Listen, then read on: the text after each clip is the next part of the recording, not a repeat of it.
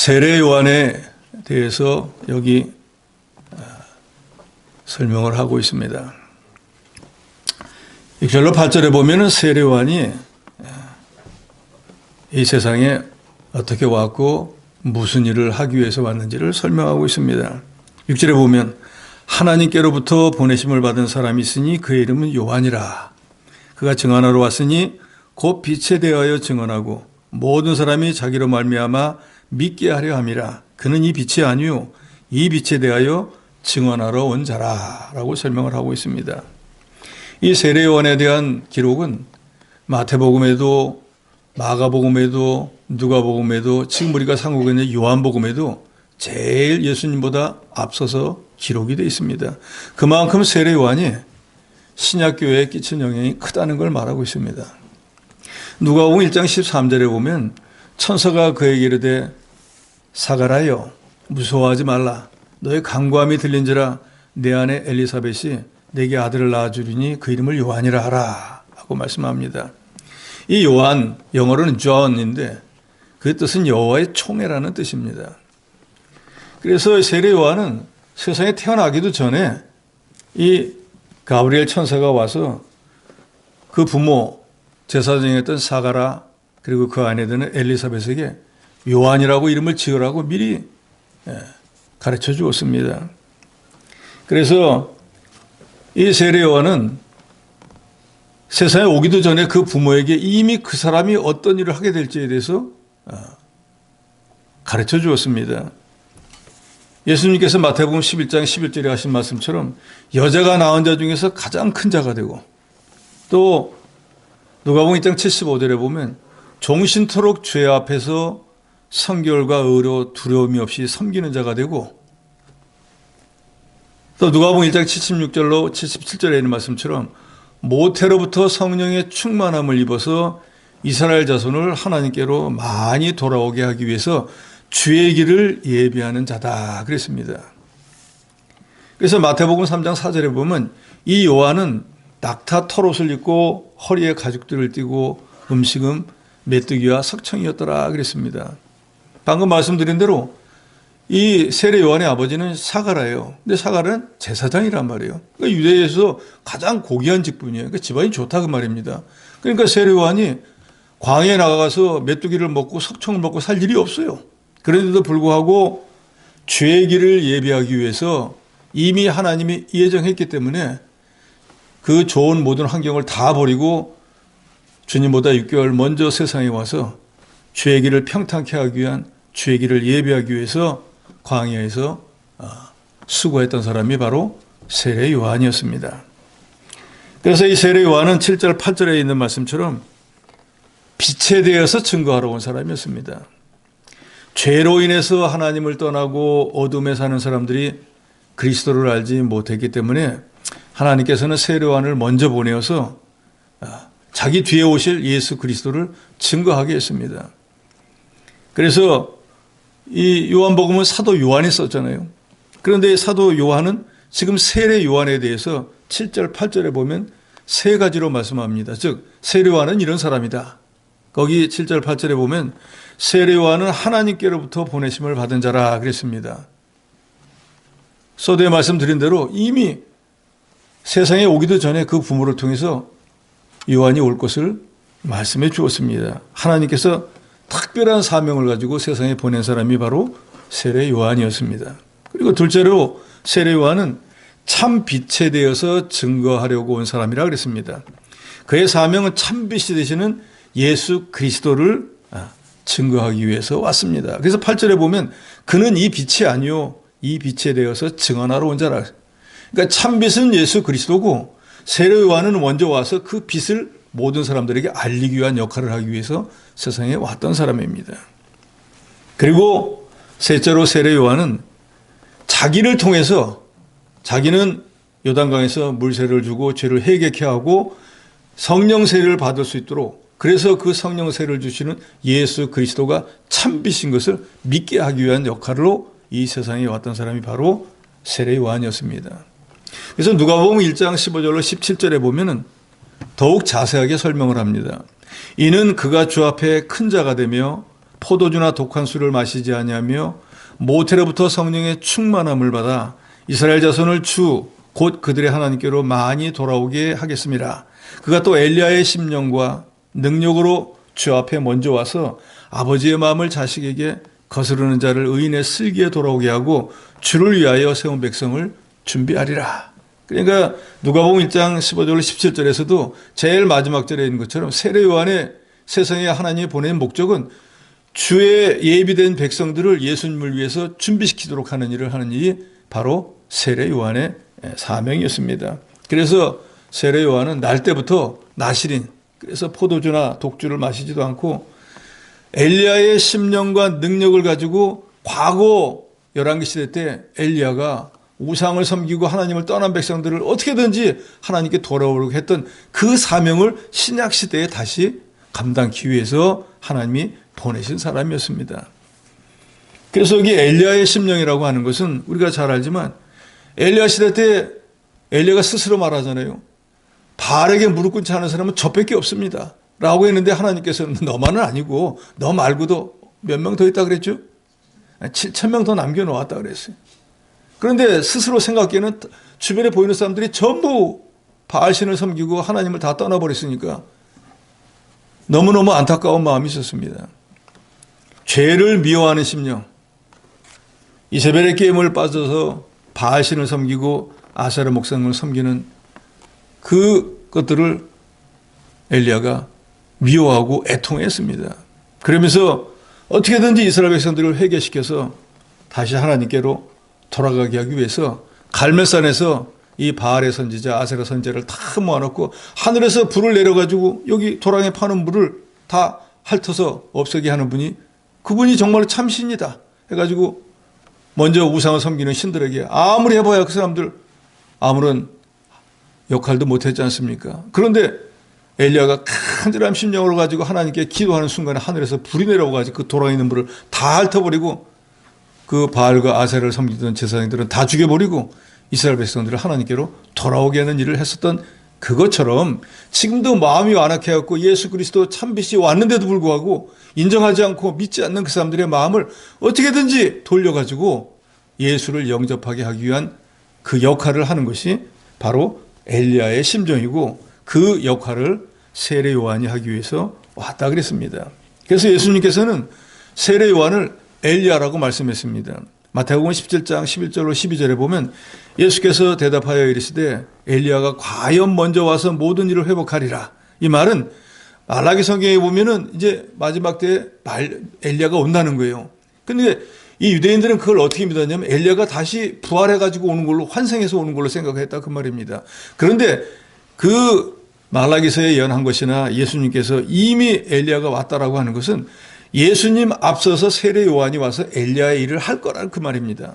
그래서 내가 너에게 말하노니 엘리야가 이미 왔으되 사람들이 알지 못하고 임의로 대화했도다. 인자도 이와 같이 그들에게 고난을 받으리라. 그래서 이 말씀은 세례 요한 이미 엘리야의 심정으로 와서 당시와 같이 하나님을 떠나고 우상을 섬기고 메시아를 부인하는 그런 사람들의 마음을 돌이키기 위해서 외롭지만 유대 광야에서 충성되이 이 영적으로 무지했던 사람들을 메시아로 인정하지 않고 배척하고 박해하고 그러다가 결국은 그 메시아를 증거했던 세례 요한을 목 잘라서 죽도록 만들고만요. 세례 요한은 15절로 18절에 보면 예수님에 대해서 증거합니다. 자기가 왜 예수님보다 6개월 먼저 와서 왜 예수를 전하느냐 하는 것에 대해서 말하고 있습니다. 15절에 보면 요한이 그에 대하여 증언하여 외쳐 이르되 내가 전에 말하기를 내 뒤에 오시는 이가 나보다 앞선 것은 나보다 먼저 계심이라 한 것이 이 사람을 가리킴이라. 이 사람은 예수 그리스도를 말합니다. 세례 요한은 그리스도에 증거할 때 내 뒤에 오시는 그이 27절에도 보면 이렇게 말하고 있습니다. 예수님은 세례 요한보다 6개월 후에 탄생했습니다. 나보다 앞선 것이라고 한 것은 예수님은 하나님이기 때문에 위대하신 분이고 나보다 먼저 계신 것은 그리스도는 나는 지금 이 세상에 왔지만 예수님은 영원부터 계셨던 그런 분이라는 것을 말씀하고 있습니다. 그래서 14절에 보면은 말씀이 육신이 되어 우리 가운데 거하심에 우리가 그의 영광을 보니 아버지의 독생자의 영광이 은혜와 진리가 충만하더라. 예수님은 바로 은혜와 진리가 충만하신 분이라는 것을 증거하고 있고, 예수님께서도 당신이 스스로 말씀하시지 않습니까? 나는 길이요 진리요 생명이니 나로 말미암지 않고는 아버지께로 갈 자가 없다. 즉 예수로 믿지 않고는, 예수를 통하지 않고는 구원받을 사람이 없다는 것을 말씀합니다. 그런데 그 구원받는 진리가 바로 예수 그리스도라는 것이죠. 율법은 모세를 통해서 주었습니다. 그런데 그 율법은 그 목적이 죄를 깨닫게 하는 거예요. 그래서 율법은 정죄합니다. 너는 죄인이야 하고, 자기가 죄인인 걸 깨닫게 되면 사망에 이르게 된 것을 알고, 누구든지 죽는 길에 서 있다고 하면 사는 방법을 찾지 않겠습니까? 그래서 율법의 목적은 제일 먼저 죄를 깨닫게 하고, 죄인이기 때문에 살 길을 찾기 위해서 삶을 주시는, 죄사함을 주시는 예수 그리스도에게 인도하는 역할을 하는 것이 바로 율법입니다. 그래서 율법은 모세를 통해서 하나님이 주셨지만, 이 구원받는 은혜와 진리는 예수 그리스도를 통해서 주셨습니다. 그래서 율법에서 정죄받은 모든 죄인들이 예수께 와서 예수를 믿기만 하면 구원의 은혜를 받아서 살게 됩니다. 18절에 보면 본래 하나님을 본 사람이 없으되 아버지 품속에 있는 독생하신 하나님이 나타내셨느니라. 독생하신 예수님, 이것은 바로 독생하신 예수님은 하나님이라는 것을 말합니다.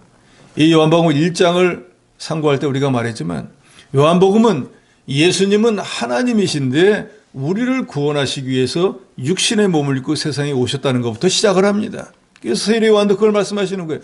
지금 여기 독생하신 예수님은 목수의 아들이 아니라 하나님이시라는 걸 말씀하고 있습니다. 그리고 29절로 37절에 보면 예수님은 세상 죄를 지고 가는 하나님의 어린 양이라 그랬습니다. 요한이 예수께 나오시는 것을 보고 보라, 세상 죄를 지고 가는 하나님의 어린 양이로다 라고 29절에 말합니다. 누가 가르쳐 주지도 않았는데 예수님이 자기에게 오는 걸 보고 보라, 자기 제자들에게 말하는 거예요. 세상 죄를 지고 가는 하나님의 어린 양이 저기 오신다.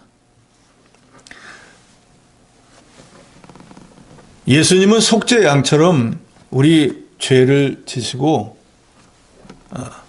십자가에서 속죄의 제물로 죽어주셨습니다.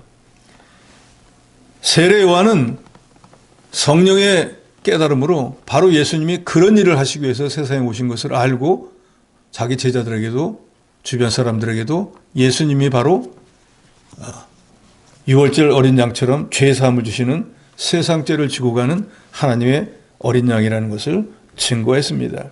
그리고 33절에서 34절에 보면 예수님은 세례를 베푸시느니라 그랬습니다. 요단강에서 세례 요한 자기도 세례를 베푸는데, 세례 요한이 하는 말은 예수님이 정말로 세례를 베푸시느니라는 거예요. 33절에 보면 요한이 또 증언하여 이르되 내가 보매 성령이 비둘기같이 하늘로부터 내려와서 그의 위에 머물렀더라. 나도 그를 알지 못했으나 나를 보내어 물로 세례를 베풀라 하신 그이가 나에게 말씀하시되 성령이 내려서 누구든지 위에서 머무는 것을 보거든 그가 곧 성령으로 세례를 베푸는 이인 줄을 알라. 그런데 세례 요한이 자기가 세례를 베풀려고 하는데 주님이 오시니까 비둘기같이 성령이 내려오는 거예요. 그러니까 누구든지 성령이 내려오는 걸 보면 그분이 바로 성령 세례를 베푸신 분인 줄로 알라 했는데, 자기가 딱 보니까 예수님이 오시는데 비둘기처럼 성령이 내려오시는 것이니까 예수님이 바로 성령 세례를 베푸시는 분이구나 하는 것을 깨닫고, 여기서 말하는 세례를 베푸시니라는, 자기는 물로 회개의 세례를 베풀지만 예수님은 죄사함을 주는 성령의 세례를 베푸시느니라 하는 것을 증거하였습니다. 19절로 우리가 오늘 읽은 28절에 보면은 사도 세례 요한이 자기 자신에 대해서 증거를 합니다. 이 앞서는 예수님에 대해서 증거를 했는데 19절에 보면은 유대인들, 예루살렘에 있는 제사장, 레위인들, 그러니까 유대교에서 지도자급에 있는 사람들이 세례 요한이 요단강에서 회개의 세례를 베푸니까 사람들을 보내서 물어봤습니다. 내가 도대체 누군데 회개의 세례를 베푸느냐? 그러면서 20절에 말씀하죠. 요한이 드러내어 말하고 숨기지 아니하니 드러내어 하는 말이는 나는 그리스도가 아니라. 유대인들은 메시아 그리스도가 오기를 고대하고 있었습니다. 그런데 세례 요한이 왔고 회개 세례를 베푸는 걸 보니까 이 사람이 엘리야인가? 회개 세례를 베푸니까 메시아인가? 이제 헷갈리는 거예요. 그렇게 고대하던 메시아가 온 것인가 정말. 그래서 너무 궁금해서 가서 물어봤습니다. 그랬더니 대번에 세례 요한이 하는 말은 난 그리스도가 아니야. 난 메시아가 아니라는 거예요. 그러니까 물어온 사람이 내가 그리스도가 아니면 도대체 너는 누구냐? 21절에 그러면 누구냐? 내가 엘리야냐? 이르되 나는 아니라. 또 묻되 내가 그 선지자냐? 아니라. 또 말하되 누구냐? 우리를 보낸 이들에게 대답하게 하라. 너는 내게 대하여 무엇이라고 하느냐? 이 대제사장, 레위인, 이 사람들이 보낸 사람이 그럼 내가 선지자도 아니야. 엘리야도 아니야. 그럼 도대체 네가 누구란 말이야? 우리 보낸 사람한테 가서 내가 누구라고 하더라 라고 말해야 되니까 넌 누구야? 그러니까 23절에 이렇게 말합니다. 23절 같이 읽습니다. 시작. 이르되 나는 선지자 이사야의 말과 같이 주의 길을 곧게 하라고 광야에서 외치는 자의 소리로라 하니라. 나는 엘리야도 아니고 나는 그리스도도 아니고 나는 선지자도 아니야. 나는 어떤 사람인가 하면은 구약성경의 이사야가 보면은 주의 길을 예비하라고 외치던 그 소리야 라고 말했습니다. 그러니까 25절에 또 물어 이르되 내가 만일 그리스도도 아니요 엘리야도 아니요 그 선지자도 아닐진데 어찌하여 세례를 베푸느냐? 내가 내 입으로 내가 그리스도도 아니고 엘리야도 아니고 선지자도 아니라면서 왜 네가 세례를 베푸는 거야? 라고 물어보니까 요한이 26절에 말합니다. 나는 물로 세례를 베풀거니와 너희 가운데 너희가 알지 못하는 한 사람이 섰으니 곧 내 뒤에 오시는 그이라. 나는 그의 신발끈을 풀기도 감당하지 못하겠노라 하니라. 유대인들이 예루살렘에서 제사장 레위인들을 보내어 내가 누구야? 하니까 대번에 세례요한은 나는 그리스도 아니야. 난 메시아 아니야. 라고 분명히 자기는 메시아나 그리스도가 아니라고 그랬습니다. 그런데 이때 만약에 세례요한이 묵묵부답하고 있으면 사람들이 메시아가 맞나 봐. 그리스도인가 봐. 라고 오해할 수 있어요. 예전에 시골 교회에 제가 신방할 때 어떤 분은 자기 직분이 집사님인데 신방을 좀 잘 다녀서 자기 구역에 있는 사람 다니니까 교회 직분에 대해서 잘 모르니까 그 집에 있는 분들은 오면 무조건 장로님이라고 부르는 거예요. 그러면은 저는 지금 장로님이 아니고 저는 집사입니다라고 분명히 말해야 되는데 묵묵부답 가만히 있는 거예요. 그냥 그 집만 가면은 그분은 무조건 장로님이라고 부르는 거예요. 그냥 같이 따라간 분들도 좀 헷갈리는 거예요. 이 양반이 아니라고 해야 되는데 바로 하지 못한 거예요. 그거는 자기가 마땅히 받아야 될 것을 받는다면 문제가 없겠지만 자기가 받지도 못해야 될 영광을 자기가 취하고 있는 거잖아요. 마찬가지로 세례요한도 굳이 자기가 난 메시아 아니라고, 난 그리스도 아니야, 선지자 아니야, 엘리야 아니라 말할 필요 없이 가만히 있으면은 이 사람 엘리야인가 봐, 이 사람 그리스도인가 봐, 이 사람 메시아인가 봐 하고 그 대접을 받을 수 있을 거라 그 말이에요. 그런데 그것은 하나님의 영광을 도둑질하는 것이래. 예수께서 분명히 말씀하지 않습니까? 옳은 건 옳다 하고 아닌 건 아니라고 해야지. 아닌 걸 갖다가 묵묵부답으로 가만히 있으면서 그 영광을 취하기 위한 목적이잖아요. 아니면 아니라고 해야죠. 그런 면에서 보면 세례요한은 확실하잖아요. 난 그리스도가 아니야. 일단 말았습니다. 그러니까 그럼 그리스도도 아니면 엘리야야? 선지자야? 무엇 때문에 내가 세례를 주는 것이야? 라고 물었을 때 나는 이사야가 말한 그리스도의 길을 평탄하기 위해서 주의 길을 예비하기 위해서 외치는 자의 소리밖에 안 돼. 이 말은 외치는 자의 소리는 하면은 불과 1초 2초 있다가 소리가 없어져 버리잖아요. 그처럼 나는 주의 길을 예비하기 위해서 회개의 세례를 베풀고 내 뒤에 오시는 예수 그리스도의 성령 세례를 받기 위해서 준비시켰다가 사라져버릴 그런 사람인 것뿐이야. 라고 자기가 어떤 사람인지를 물어온 사람들에게 분명히 말했어요. 이게 참 세례 요한이 훌륭한 점이. 많은 사람들이 모른 척하고 말 안 하면은 영광을 도둑질하는 사람들 많잖아요. 헤롯이 큰 잔치를 베풀어 놓고 있으니까 그 밑에 신하들이 아부를 떠느라고 이 헤롯이 큰 소리 한마디 하니까 이거 하나님의 소리다 하니까 좋아가지고 자기가 영광을 취했다가 성경 기록하죠. 벌레 먹어서 얼마 있다 충이 먹어서 죽어버렸다고. 하나님의 영광을 도둑질하니까 하나님이 가만히 놔두겠어요? 세례 요한이 내가 엘리야가 아니라 했던 것은 말라기 4장 5절에 이미 말씀드렸지만 보라 여호와의 크고 두려운 날이 이르기 전에 내가 선지 엘리야를 너에게 보내리니 했는데 유대인들은 그 엘리야가 진짜로 살아서 돌아올 줄 알았어요. 그렇지만 예수께서도 말씀하신 것처럼 주의 길을 예비하기 위해서 엘리야의 심정을 가지고 보낸 사람이 엘리야인데 세례 요한은 자기가 그 일은 하지만 실제로 자기가 엘리야가 아니겠다. 엘리야가 아니라 하고 분명히 말했습니다. 선지자가 아니라 하는 말은 신명기 18장 15절에 보면 내 하나님 여호와께서 너희 가운데 내 형제 중에서 너를 위하여 나와 같은 선지자 하나를 일으키시니 너희는 그의 말을 들을지니라 한 말이 있는데 유대인들이 바로 선지자냐 그럼 내가 모세와 같은 그 일을 한 사람이냐 라고 물어본 거랍니다. 난 그 일을 하는 사람이 아니다 하고 그렇기 때문에 내가 선지자가 아니라고 분명히 말했습니다. 그러면서 23절에 있는 것처럼 나는 그저 광야에서 외치는 자의 소리처럼 내가 할 일을 내 사명을 감당하고 사라져 없어져 버릴 그런 사람이다. 그래서 이제 뒤에 보면은 세례 요한이 그런 말을 하잖아요. 주님은 흥해야 되고 나는 쇠해야 돼. 내가 나타나면 안 되고 주님만 높아지고 흥해져야 돼. 우리 모든 성도들이 이 세례 요한과 같은 믿음을 가져야 돼요. 내 이름이 교회에서 번쩍번쩍하고 내 이름이 존중받는 게 아니고 내 이름은 점점 없어지고 나는 낮아서 섬기고 주님의 영광이 나를 통해서 자꾸 드러나는 그런 믿음으로 살아야 됩니다. 그런데 세상에서는 자기 이름을 어찌든지 높이고 자기를 드러내야지 크게 성공한 줄 아니까 하나님의 교회에서도 연보 조금 했다고 하면 그걸 자랑하고 봉사 조금 했다고 하면 누가 안 알아주면 그것 때문에 시험 들고 하는 경우가 얼마나 많습니까? 하나님이 다 하나님의 생명책에 다 기록해 놓아요.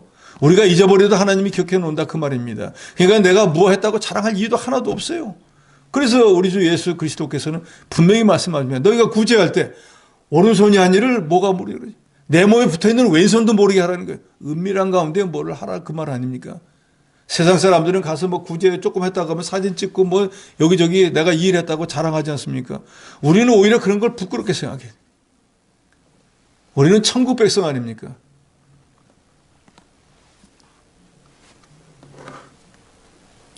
죄인들이 죄를 회개하고 주께로 돌아오는 것이 죄의 길을 예비하는 것인데 세례 요한은 자기 자신을 부인하고 자기 위치를 바로 알고 자기 뒤에 오실 예수 그리스도가 어떤 분인지를 밝히 증거했습니다. 이런 사람이기 때문에 예수님이 오시기 6개월 전에 하나님이 세상에 먼저 보내어서 광야에서 고난을 당하게 하고 제사장의 아들이었지만 모든 좋은 것들을 다 버리고 주를 위해서 수고했던 사람. 그리고 예수 그리스도가 어떤 분인지 그 당시에 제일 많이 알았던 사람이 바로 세례 요한이에요. 왜? 내 뒤에 오시는 분이 어떤 분이라고 했습니까? 그분은 하나님이라 나는 그분의 신발끈 가서 풀어드릴 수 있는 자격도 없는 사람이에요. 그 밑에 그분을 쳐다볼 수 있는 자격도 없는 그런 사람이라는 걸 자기가 알았는데 그래서 예수님께서 여자가 난 자 중에서 세례 요한이 제일 크다라고 하는 말은 세례 요한이 여자가 난 자 중에서 키가 제일 크다든지 몸무게가 제일 많이 나갔는지 그런 뜻이 아니라 예수 그리스도를 아는 지식이 그 당시에 제일 많은 사람이었다 그 말이에요. 그런데 그 세례 요한이 가졌던 지식은 지금 이 시대에는 주일학교 학생도 다 알아요. 우리는 그보다 더 많이 알고 있잖아요. 그러니까 이 영적인 지식이 많은 사람이 하나님 볼 때는 큰 자인 거예요. 그래서 저도 여러분도 믿음의 진보를 이루어야 됩니다. 어린아이 신앙을 갖지 말아야 돼요. 세례 요한은 자기가 물로 세례를 주는 자라고 24절에서 27절에 말합니다. 물로 세례를 준다는 것은 세례라고 하는 뜻 자체가 물로 깨끗이 만드는 거예요. 물로 씻었다고 해서 죄가 없어지는 게 아닙니다. 그렇잖아요. 목욕 매일같이 하면 죄가 사해집니까? 오늘 도둑질하고 와서 저녁에 사우나 하면 죄가 없어집니까? 그건 당치도 않은 얘기예요. 세례는 겉으로 드러나 보이도록 상징이에요. 내가 죄의 사함을 받았다는 상징적인 거예요. 그래서 나는 물로 세례를 준다 하는 것은 죄를 깨닫고 회개하라는 거예요. 왜요? 회개한 사람이라야지 성령 세례를 받을 수 있는 자격이 생기기 때문에. 죄는 하나님과 그 죄로 인해서 막혀 있잖아요. 그래서 영혼이 죽어 있고 영혼의 기능이 정지되어 있는 거예요. 회개하고 죄사함을 받으면은 그때 하나님과의 관계가 다시 회복되어지는 것이.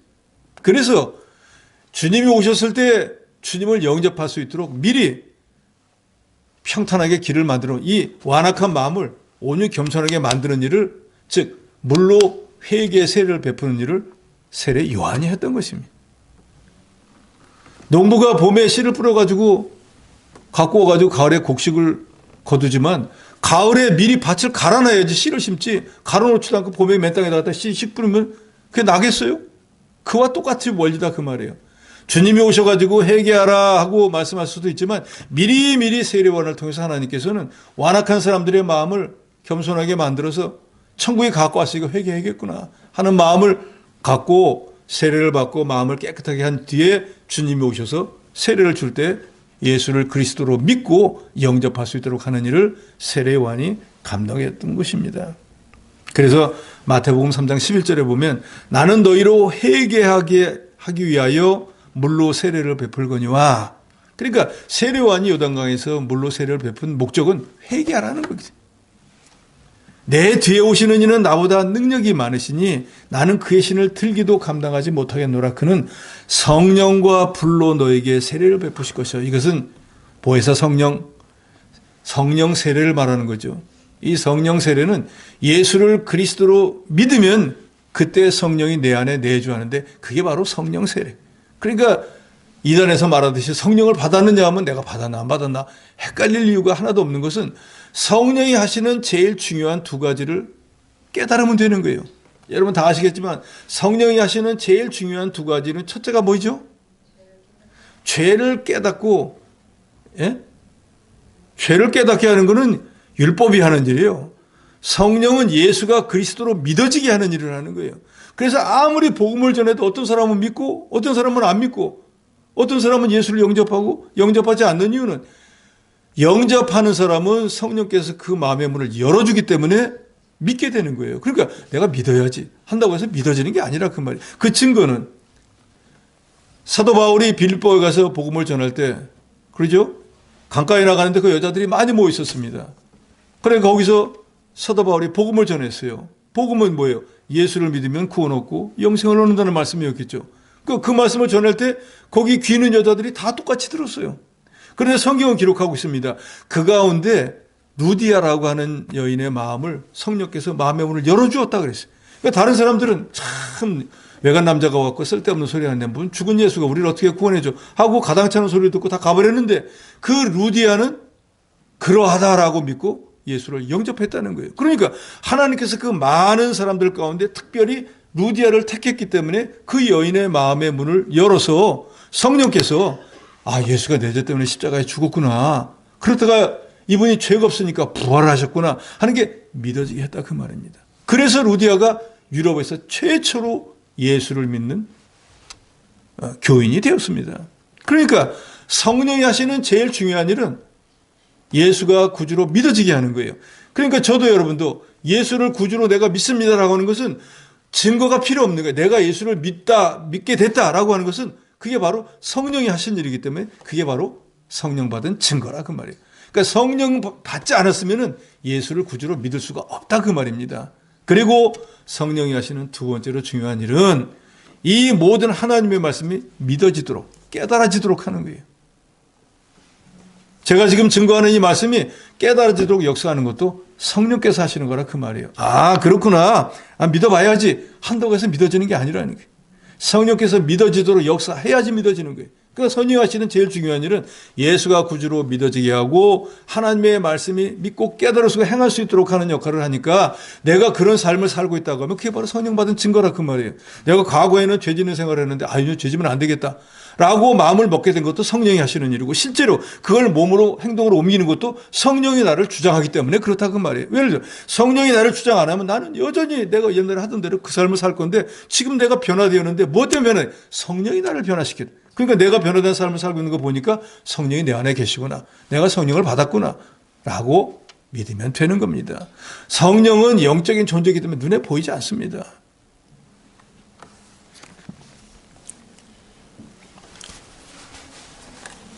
서대도 잠깐 말씀드렸지만 이런 세례 요한, 예수님을 믿고 영접할 수 있도록 회개의 세례를 베풀기 위해서 예수님보다 6개월 먼저 와서 유대 광야에서 회개의 세례를 베풀었던 이 세례 요한에 대해서 예수님은 이렇게 평가합니다. 이미 말라기서에서 예언했던 것처럼 엘리야의 성정을 가지고 회개를 베풀기 위해서 왔던 사람이 바로 너희가 목을 잘라서 죽인 세례 요한이다. 그래서 엘리야가 이미 왔는데, 즉 엘리야의 하는 역할을 가진 그 사람 세례 요한이 왔음에도 너희가 신령한 눈이 감기워서 그 사람을 임의로 대우하고 죽였는데 나도 인자도 그와 같이 되리라 하는 것을 예수께서 말씀했습니다. 그러면서 마태복음 11장 11절에 내가 진실로 너에게 말하노니 여자가 낳은 자 중에 세례 요한보다 큰 이가 일어남이 없도다. 그러나 천국에서는 극히 작은 자라도 그보다 크니라. 이 말씀은 이미 말씀드린 대로 그 당시에 예수 그리스도가 누구인가, 참빛으로 오신 메시아라는 것을 깨달은 사람이 세례 요한밖에는 없었기 때문이에요. 근데 지금은 누구나 다 알잖아요. 그러니까 천국에 가면 주일학생도 세례 요한보다 크다 그 말이에요. 마태복음 11장 7절로 8절에 보면 그들이 떠나며 예수께서 무리에게 요한에 대하여 말씀하시되 너희가 무엇을 보려고 광야에 나갔더냐? 바람에 흔들리는 갈대냐? 그러면 너희가 무엇을 보려고 나갔더냐? 부드러운 옷 입은 사람이냐? 부드러운 옷을 입은 사람들은 왕궁에 있느니라. 이 말씀은 세례 요한은 바람에 흔들리는 갈대처럼 사람의 의견이나 세상 풍조에 따라서 이리저리 아부하고 자기 명예를 위해서 따라가고 왕궁에서 부드러운 옷이나 입고 안일한 이 생활을 하기 위해서 이 세상에 왔던 그런 사람이 아니고 의를 위해서 예수님의 길을 예비하기 위해서 생명을 놓아놓고 주를 위해서 충성했던 사람이라는 것을 말씀하고 있습니다. 그래서 이 세례 요한은 헤롯 왕이 그 당시 그 나라를 유대 나라를 다스리는 왕이었음에도 불구하고 자기 동생의 아내를 취했습니다. 그러니까 자기가 선지자처럼 가서 책망을 했어요. 왕이 돼가지고 동생의 아내를 빼앗아가지고 취하는 것은 바로 되지 못했다. 말 안 해도 되는데 하나님 앞에 바로 가지고 왕이 못하니까 잘못한 걸 책망을 했습니다. 그러니까 왕이 화가 나가지고 뭐 이딴 놈이 다 있어가지고 감옥에다 가둬버렸어요. 그래 놓고도 회개의 세례를 베푸는 이 세례 요한을 하나님이 보낸 사람을 알고 두려워했다 그랬어요. 이 사람을 내가 이렇게 대하면 안 되는데 하면서도 나한테 기분 나쁜 소리 해서 감옥에 가두기는 했지만 죽일 마음은 전혀 없었어요. 그런데 마가복음 6장 27절 이하에 보면은 기분이 좋아가지고 그날 잔치를 베풀었는데 그 동생의 아내가 됐던 헤로디아의 딸이 춤을 너무나 잘 추니까 너무 기분이 좋아가지고 내 소원 내가 뭐든지 다 들어줄게 하니까 자기 엄마한테 갖고 엄마 뭐 달라 그럴까 하니까 헤로디아가 요한 나를 그렇게 뒤에서 씹었지 너 오늘 죽어봐라 하고 가서 아이한테 시켰습니다. 세례 요한의 목을 달라 그래라. 그러니까 헤로드한테 가가지고 뭘 줄까 하니까 세례 요한의 목을 주십시오 하니까 자기가 뱉어놓은 말이 있잖아요. 모든 그 자기들 신하들 앞에서 무엇이든지 내가 나라 반쪽이라도 줄게. 무엇이든지 구해. 했는데 아유 세례 요한은 안 돼. 라고 말할 수도 없고 하니까 자기가 속으로는 이러면 안 되는데 이거 하나님의 종을 이러면 안 되는데 하면서도 할 수 없이 자기가 뱉은 말 때문에 병사를 보내가지고 결국은 세례 요한의 목을 쳐가지고 그것을 쟁반에 주어서 주워 보냈다 그랬어요.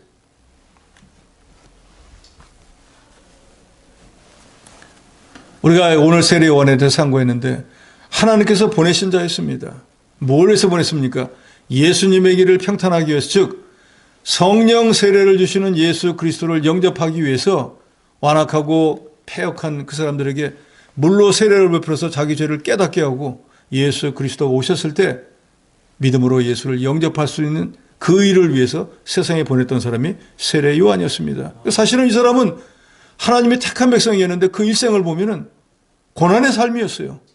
태어나서 나신으로 포도주 한 번 대보지도 못하고 자기 아버지는 제사장이라 부유하고 넉넉한 삶을 살 수 있었잖아요. 이전에 구약시대를 보면 엘리 제사장의 아들은 자격도 없는 것이 제사장이 돼가지고 자기 먹고 싶은 대로 뭐 재물이고 마구잡이 먹었잖아요.